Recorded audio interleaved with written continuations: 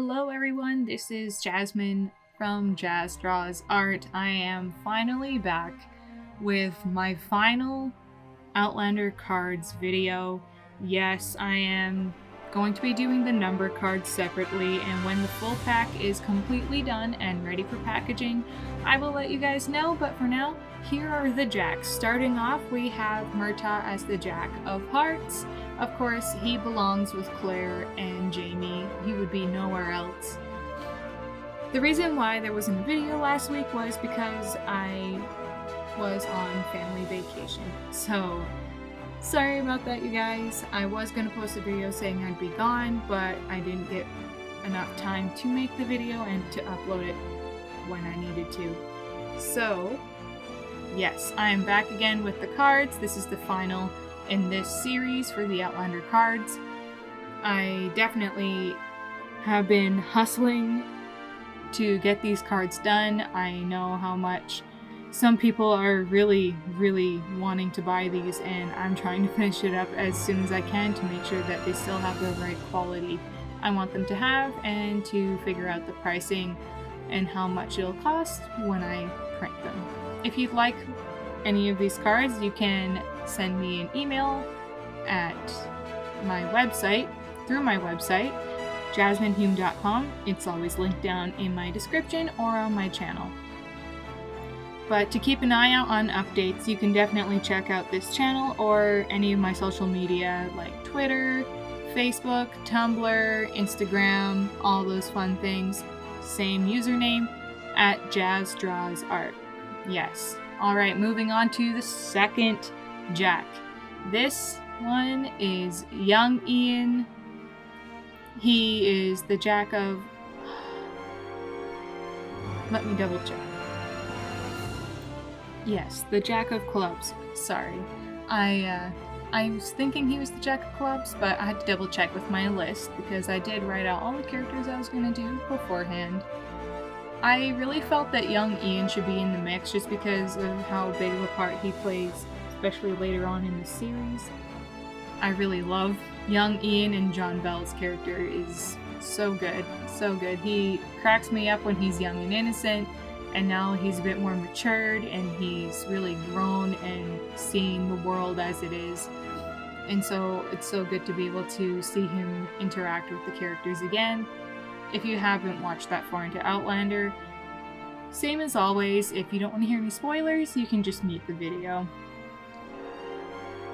Yes, I was a little confused whether I wanted to do young Ian the way he used to be, where he had all his hair and, you know, the way he would dress back at Lallybroch, or if I wanted him to be the way he is more so now, and I decided to go with now just because it feels more mature, more adult, and you kind of get a little bit of both of how he was and how he is, so that way he still fits. No matter when you look at the cards, he's going to fit.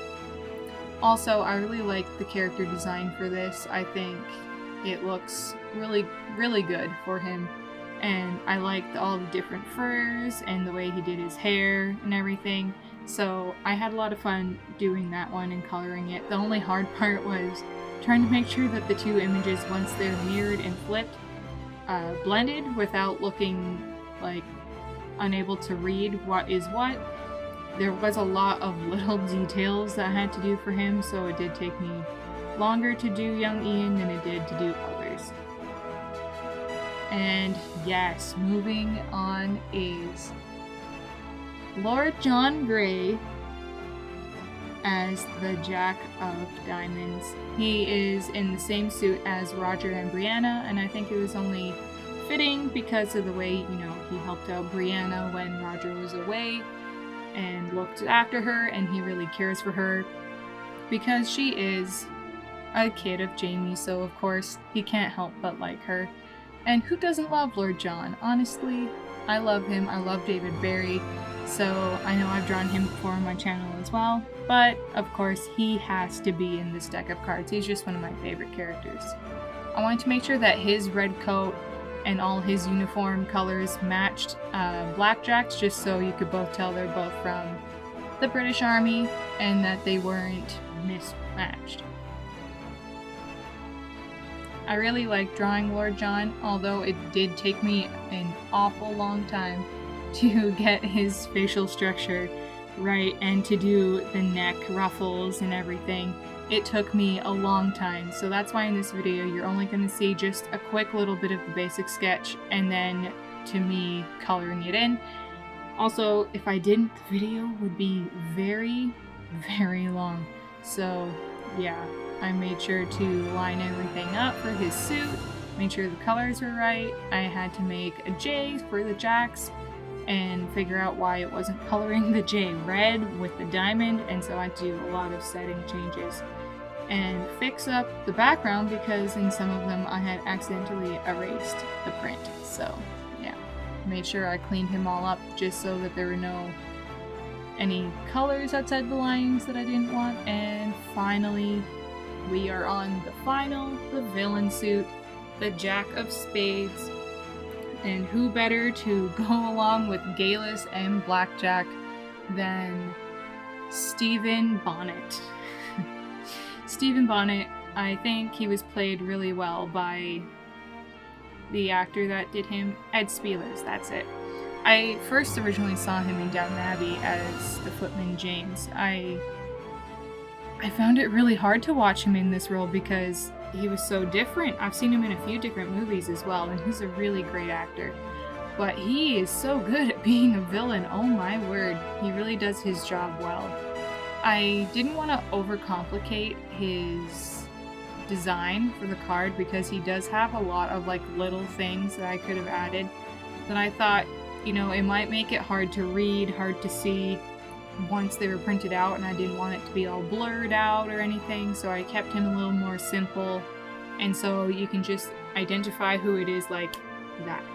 So yes, I just quickly colored him in, flipped the colors, lined everything up, got the background ready, and here are the final cards, you guys.